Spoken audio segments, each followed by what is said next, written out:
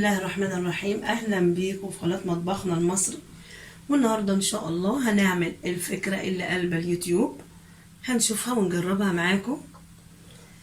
انا شفت كتير عملوها بس بجد روعه، فقلت اجربها واشوفها معاكم ان شاء الله، يا رب تعجبكم. هنعمل الفطير المشلتت بالجلاش، وهنشوف المكونات بتاعته سهله وبسيطه خالص. هنا عندي لفه جلاش نص كيلو، وعندي 2 زبادي، هاخد واحدة الأول واسيب التانية لو احتجتها هكمل. وعندي واحدة كريمة، كوباية كريمة، ونص كوباية لبن، ومعلقة سكر، ونص معلقة ملح، وهنا سمنة بلدي اهو بتاع كوباية إلا. هنشوف الطريقة مع بعض. بجيب أول حاجة اللبن، نص كوباية لبن، ومعلقة السكر، ونص معلقة الملح. كل المكونات بتتضاف على بعضها، وهنشوف الطريقة مع بعض. هاخد هنا نص كوباية الكريمة يعني معلقتين اهو، وهخلي الجزء التاني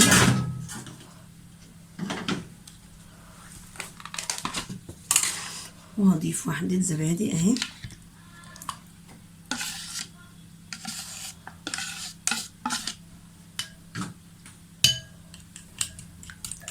وهقلب المكونات كلها مع بعض. هقلبهم بالمضرب عشان يفكوا، عشان الزبادي والكريمة تفك، كله يمتزج مع بعض كده.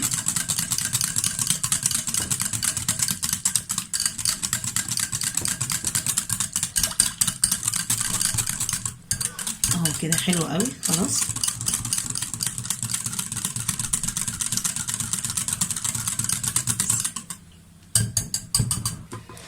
وبجيب صينية وبدهنها سمنة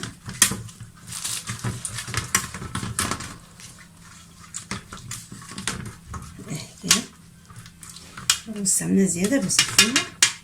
بسم الله الرحمن الرحيم. ودلوقتي بعد ما دهنت الصينية سمنة، هجيب الجلاش، دي حتة مقطوعة هحطها في القلب كده، وهدهن بالخليط اللي عملناه مع بعض.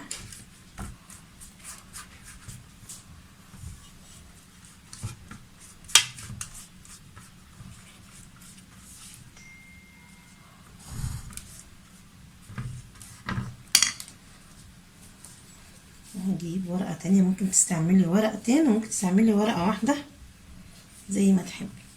هجيب الورقة كده،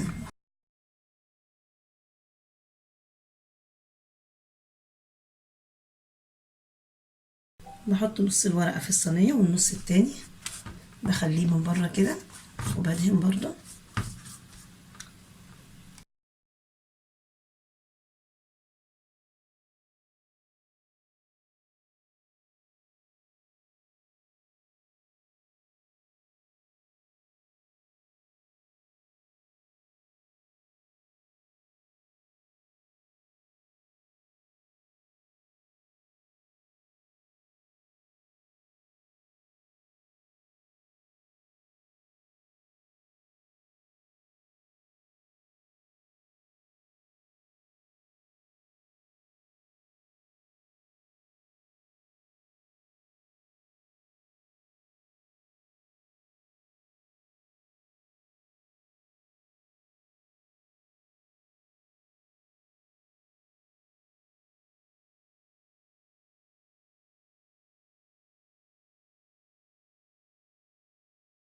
وبلفها كده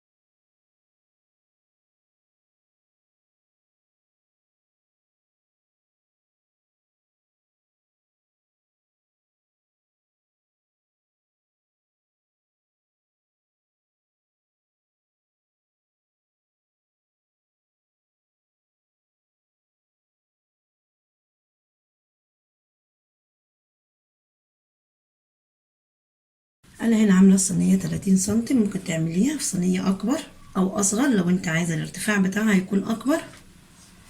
هنشوف ال 30 سنتي عامله ايه.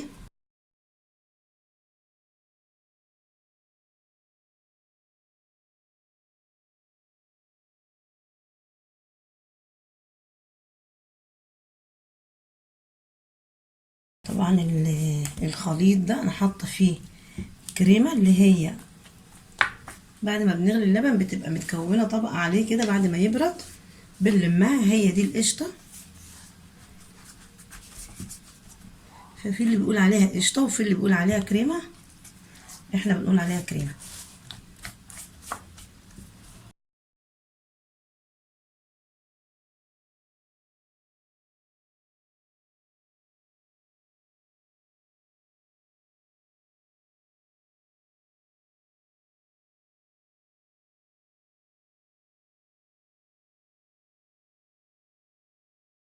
بالشكل ده كده، ونرجع نشوف الطبقه التانية، وهنبدا ندهن تاني نفس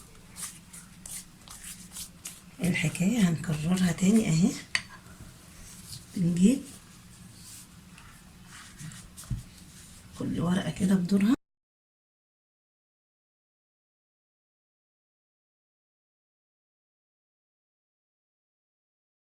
وبدهنها برضو تاني كده اهي.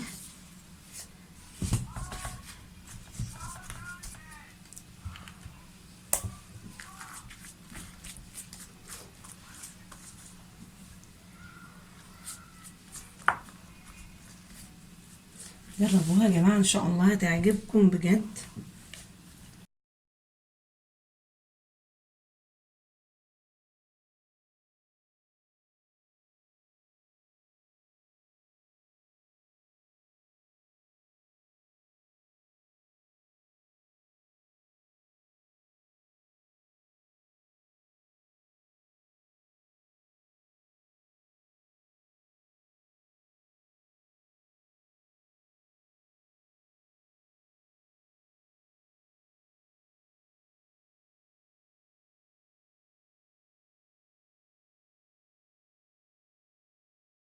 وهنكمل بنفس الطريقه كده.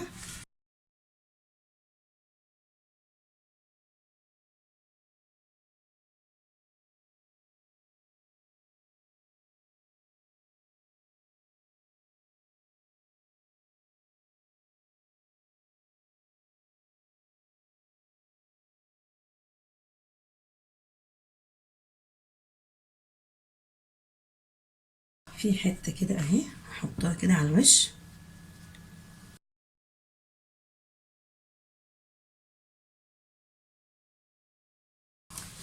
انا مخليها عشان اغطي بيها اخر طبقه كده اهي.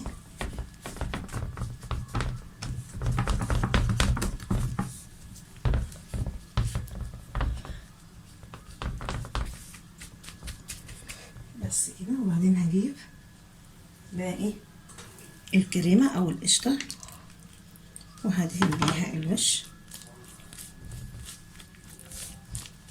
اهي كده.